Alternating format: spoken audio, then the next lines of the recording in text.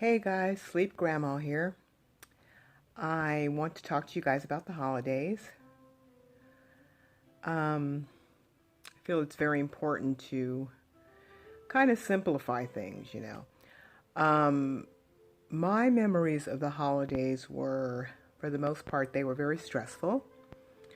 Um, it was a lot of running around. But the thing that made it the most stressful was that I had to be at my mom's house every holiday at a certain time. I had to bring a dish, and it was just real. I never had a choice of going somewhere else or doing something else or going on a trip. It was always I had to be there. And I didn't like that because it was a form of control. So that's just my personal memory of the holidays. It's just a lot of stress and a lot of running around. I was going to night school, and there was one time that I had just one afternoon to do all the Christmas shopping. And that was very, and it got to the point where it wasn't even fun. It was just stress, stress, stress. Hurry, hurry, hurry. Decorate, decorate, decorate. So I want you guys to remember that, these are supposed to be special times that we spend with our family. It's supposed to be, you know, relaxed and really enjoy the family time. I mean, looking back now, I wish that I had to taken everything so personally. As far as my kids got smaller gifts or anything like that, because there were certain preferences made, and it always upset me really bad. And we would always have the conversation on the way home, my husband and I, that how unfair it was, blah blah blah. And now that my girls are grown, and there's family members that have passed on, I really wish I had valued those times more, or at least looked at them differently. I wish I hadn't dwelled so much on the fact that my kids got the smaller gift, but more on the fact that that we were together, and I wish I had made special time to spend time with my nephew, who's no longer here, and my mom, and just kind of, I wish I hadn't have been drinking so much, but I hardly ever went out. So whenever my husband took me out, which was, those occasions when you're supposed to be so-called drinking, I would drink too much, and it was just, I just made it unpleasant, and that wasn't right. So I'm just hoping that you can learn from my experiences. But I also had some tips I'm hoping to be able to give you. As far as arguing about, politics, it's a real high tension for politics right now. As a matter of fact, the other day my sister basically hung up on me because we started discussing politics and we don't agree on some things. So, I mean, we talked today, we're fine. But I'm just saying, the holidays is not the time to make a point. It doesn't matter if you're wrong or right. It's not the time to drive your point home. I'm going to see Bob. And when I see Bob on Christmas, I'm going to tell him, how could you? No, that's not the time. Most of all, it's about the children and the kids seeing their cousins. It's not whether you like your in-laws or you like your whoever's there. Your brother, I can't stand my brother, whatever.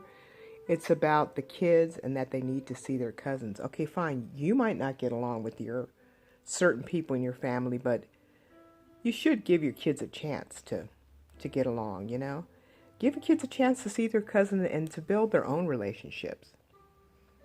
Don't be selfish. Put your feelings aside for a minute and just, be cordial, just like you would at work. You don't go to work and go tell people how you really feel, right? You just know that you're only going to be there for the next 8 hours of work, and that hey, I can do this. I need to do this. And yes, you do need to do that because you want your kids to have a chance to know their family. Now,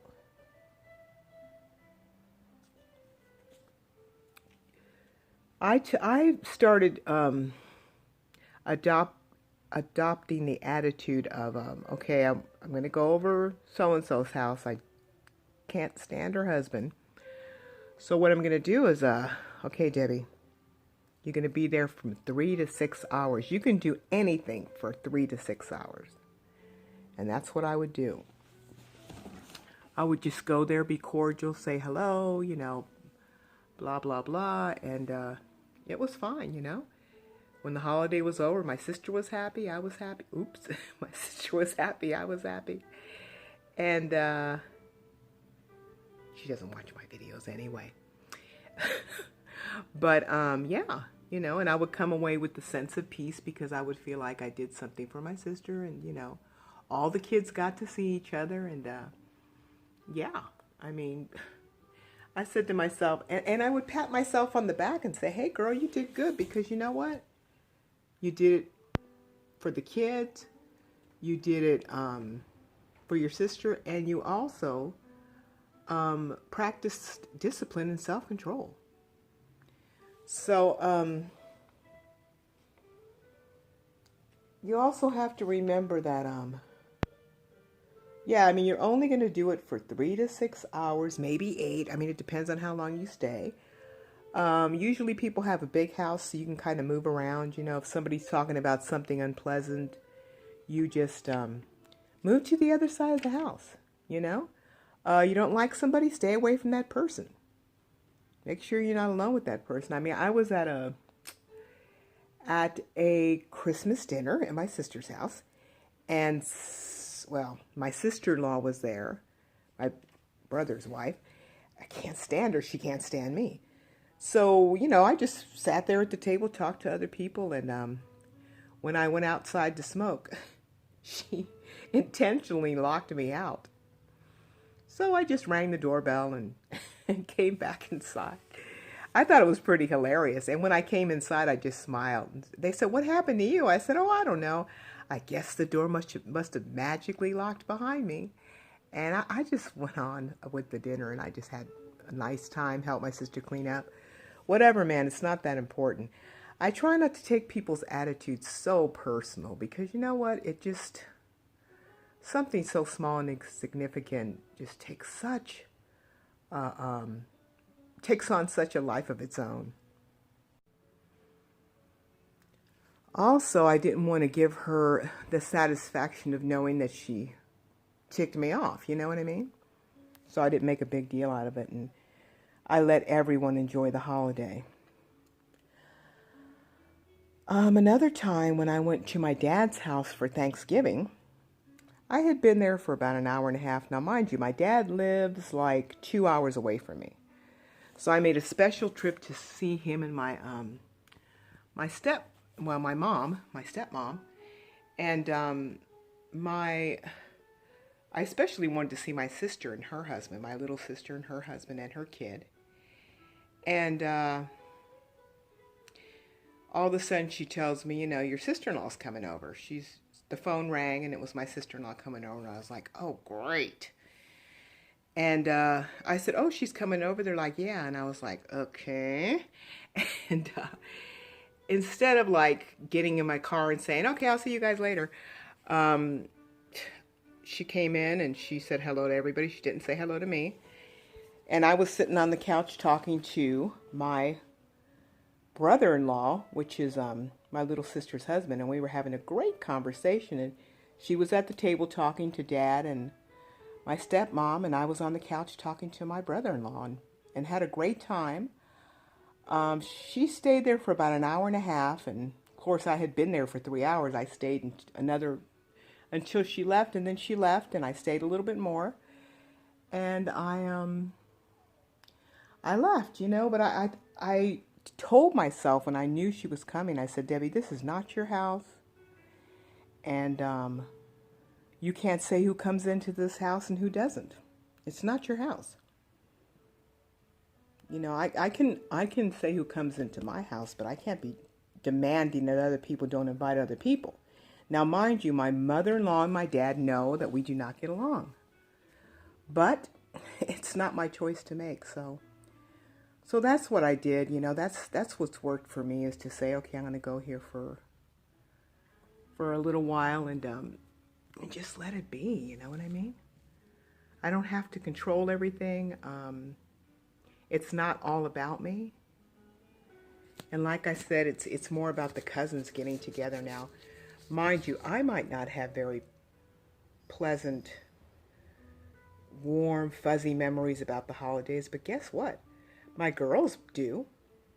I'm sure they do. They got to play with their cousins. They got to run around and play with their toys. They probably didn't even notice that their toys were smaller, or that, whatever, I was the one dwelling on that. So, I don't know. Now I was talking to a friend of mine, who her family has a great idea, because, there's always that issue about, are we going to spend it with your family or our family? Well, last year we spent it with your family, and this year we're going to go with my family, and blah, blah, blah. So, what they do, which I think is a great idea, you guys might want to adopt this or not. I mean, whatever you think you should do, of course, it's your life, is that they have their Thanksgiving, per se. That's an example. A week before, like let's say today, Saturday, they had their family Thanksgiving. It was my friend and all her family got together. I think they got together at a restaurant. The restaurant made the meat, and they just bought like the trimmings, and they rented one of those rooms, I think, in the back. So, so then, or they did it at someone's house, whatever. But every year, the Saturday before the holiday, her family and everyone involved gets together for their family. And then the holiday itself, they spend with their spouses, and, or they go out, or, whatever, everybody just goes and does whatever they want to do. And I thought that's a wonderful idea. I told her, I said, that's great, because that just solves a lot of tension. Now, who decided that, or how did they agree on that? Well, I guess somebody had to take the initiative to say, you know what, guys? I'm going to do this. I'm going to spend this holiday with my family, Thanksgiving, but the Saturday before, I would really love to see you guys at so-and-so place at so-and-so time. And that's what they did. So I think that's a fabulous idea, because that's where a lot of the tension and the pressure comes in, the arguing and well, last year you this and that, and, you have to explain to the person, well, I know last year I spent it with, Joe's family, but, this year his mom's sick. This might be her last year. For some of these people, every year is their last year. And then when my mom started telling me that, well, this might be my last year, I'm like, Mom, please don't start with that. I know that manipulation. Don't do it. So, of course, she started that like 10 years before she passed. Love you, Mom. So I really think that's a great idea. I don't do that to my children. My granddaughter, the oldest one, is spending one holiday with her boyfriend and his family. Last year she spent it here with me, and her boyfriend came here, and they stayed here with my daughter, and we just take turns, I mean, whatever you want to do. I let them do whatever they want to do, man. I'm not like Nazi about them being here. You got to be with me because I gave birth to you and blah, blah, blah, blah. I don't do that. I don't put that kind of pressure on my children. I don't want to argue about it. I don't want to fight. I want you to come and see me if you want to come and see me, and if you don't, that's fine. But you know what? If I don't see you on the holiday, I'll see you another day. I love you and you love me, and I know that. So I don't need to have a tug of war with people. For instance, Thanksgiving. My niece is coming from Mexico to spend Thanksgiving here, and I guess my ex-husband, her uncle, is sending for her. But anyway, he's Mexican. He does not celebrate Thanksgiving. Well, lo and behold, he emailed her and said that he expects her to spend Thanksgiving with him. So instead of me getting upset, which used to be my old pattern of saying, what, this guy's trying to butt into my holiday, I can't believe, whatever, I just sent her a message back and said, look, honey, I don't want to put you in the middle of something. Go ahead and spend the holiday with your uncle, and then I'll see you the next day. I'll pick you up. You can spend the night over here, and then take you back the next day. And that was the end of that. No big deal. I'm not a holiday fanatic. I don't like to control people. Maybe that's why. I like people to be happy. The pressure with my mom was that she would just like demand that we be there, And then I know when my daughter had her baby, my mom would be like, oops. My mom, is when I was coming up the walkway, she would say, where's, so-and-so, where's the baby? And I said, well, she's has to swing by the baby's family's house. Why does she? No, she needs to be here by a certain time. We're having dinner. And I was just like, oh my gosh. I go, hi, how are you first, right? It was such a pressure. And I used to, I had to work the full-time job. I had, a lot of chaos at home. And then, gosh, when the holidays come, you kind of look forward to resting. And it was just not a rest because I was always under that pressure to perform. And I don't want to always be under the pressure to perform. Now, I finally put my foot down because we used to spend Christmas and New Year's together. So it was Thanksgiving, Christmas, and New Year's we had to spend together. Had to. It wasn't an option, baby. So then, finally, as the girls got older, I said, look, Mom, we can't spend New Year's with you. New Year's is like a free-for-all holiday. People should be able to do whatever they want to. The girls want to go out with their friends, or they want to, spend the night at their friend's house, whatever they want to do. I don't want to, that's not a family holiday. New Year's is not a family holiday. At least I don't consider it a family holiday. So, whoops, my dog food. So, yeah, so I put my foot down on that one as the girls got older. And so we ended up basically on New Year's, I think I went out one or two New Year's. And the girls basically just went out with their friends or did whatever they wanted to do. I was fine with that. I'm still fine with that. So this Christmas this year, I don't know what we're doing. I'm going to be with one daughter and I don't know what we're doing. And that's fine. I don't have to know. It is what it is. And I told her, I said, look, we can do whatever you want to do, go wherever you want to go. I just want to be with you. I just want to be in your atmosphere. So, whatever. I don't care.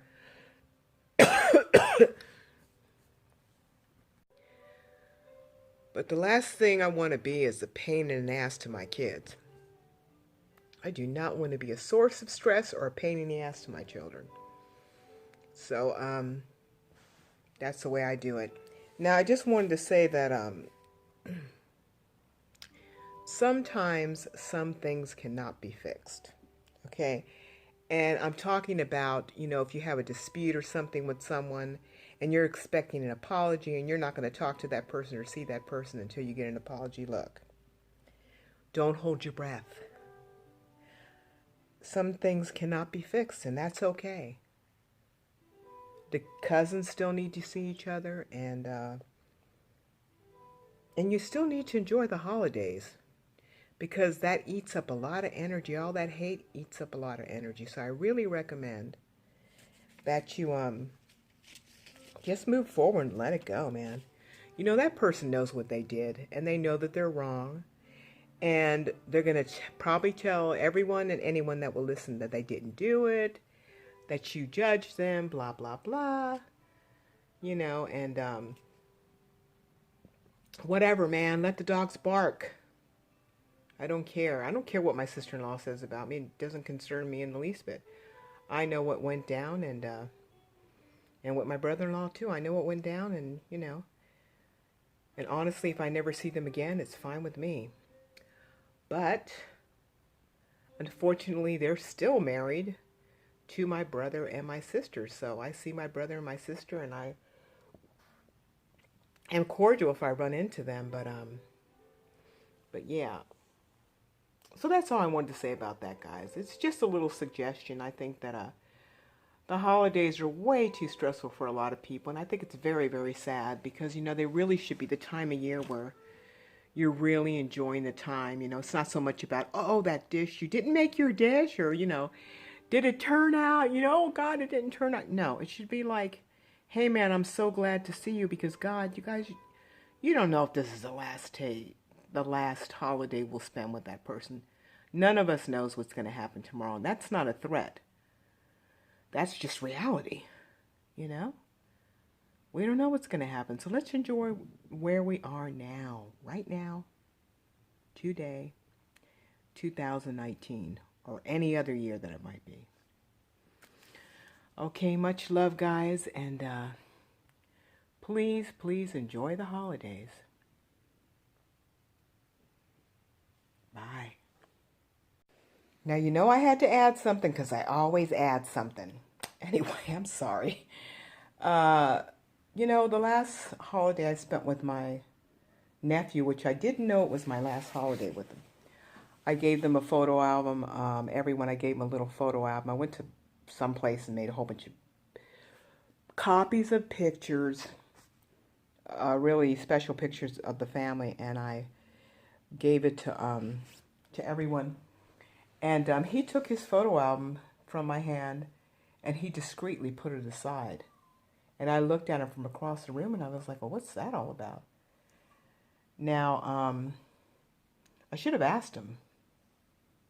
I should have said, hey, can I talk to you for a second? And asked him. And I don't know if that night I walked him to the car, to his van or not, and said something to him. But I should have asked him, are you okay?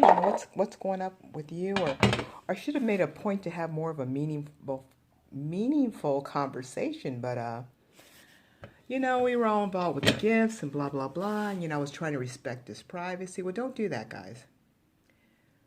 Try to get a little more in depth and see if you can spend time talking to people that, talking to your family members that you don't get to see a lot. See if you can do that one-on-one conversation thing, okay?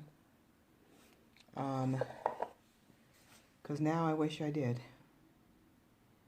And the last hug that I gave him, not on Christmas, but the week before he committed suicide, I hugged him, but I was mad because he had gotten there late and I had to leave, and he looked at me in a special way that I'll never forget. But I always thought I'd see him again, so I didn't stop to say, hey, I love you.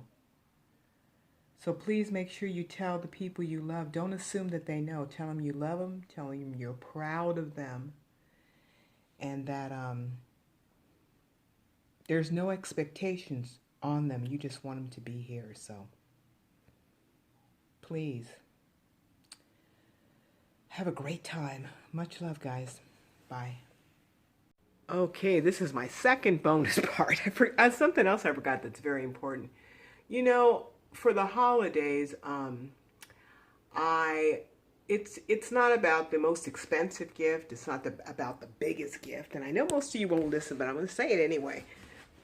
It's about, for me, it's always been a I remembered you gift. Oh, the wing snapped off. Yeah, because I don't throw the house out the window for Christmas. I don't.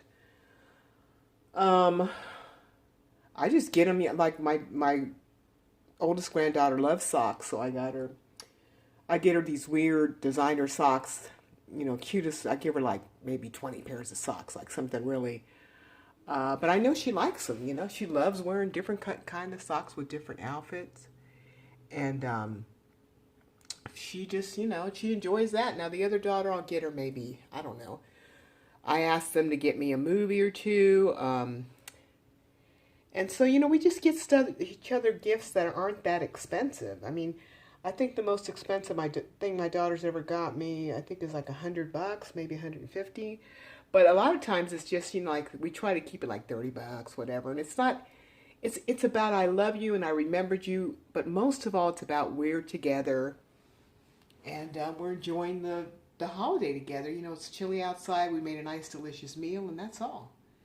It's not about, oh my God, I gave you a car, or we're going to the Bahamas, or, something like that.